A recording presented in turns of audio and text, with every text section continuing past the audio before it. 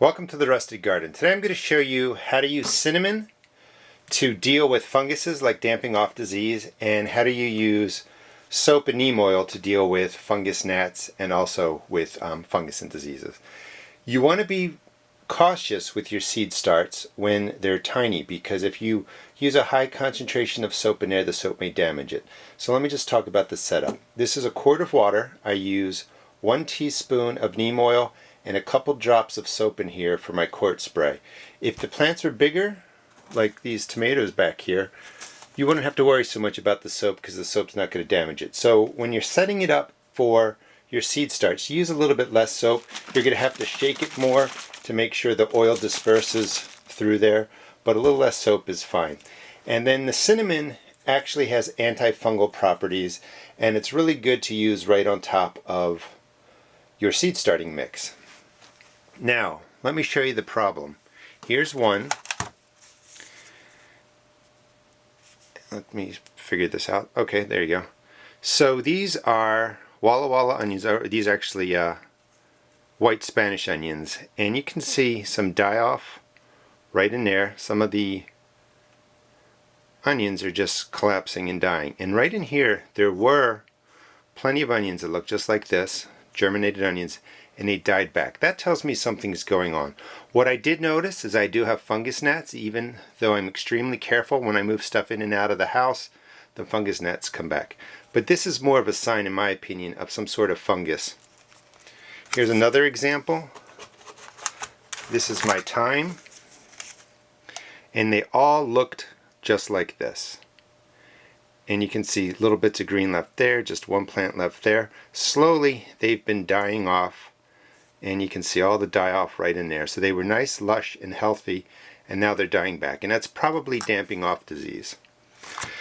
Now, if you don't use the cinnamon right at the beginning, it is okay to take it and gently sprinkle it over the surface. All you're doing is laying the cinnamon on the surface of your starting mix, and that makes it an unhospitable environment for the fungus to grow, so it deters the fungus.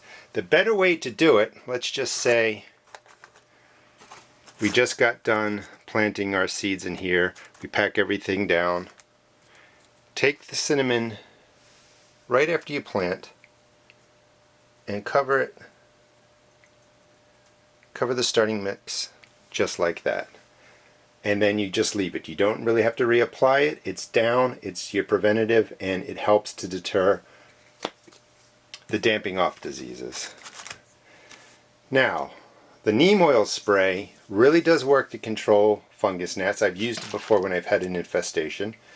And what you want to do, if you already have your seed starts going and then you get the fungus gnats, is you really do shake it up, and you want to spray the tops and get beads of water all over the place. That's what the fungus gnats are going to crawl in.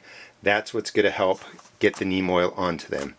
The other thing that's most important is the fungus gnats also crawl down into your seed starts, crawl on the bottom, lay their eggs and stuff like that. You want to soak the underside of the plastic trays, inside the tray. Just get beads of water and neem oil all over the place. And you're going to probably have to do this every 3 days or so for, I don't know, 10 days, 12 days, something like that.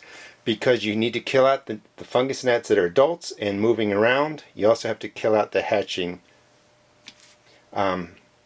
fungus gnats that are to come in the life cycle. So you always have the eggs of the insect, and you also have the adult insect you have to take care of. So one spray will take care of some of the adults, but it's not going to take care of the hatching insects.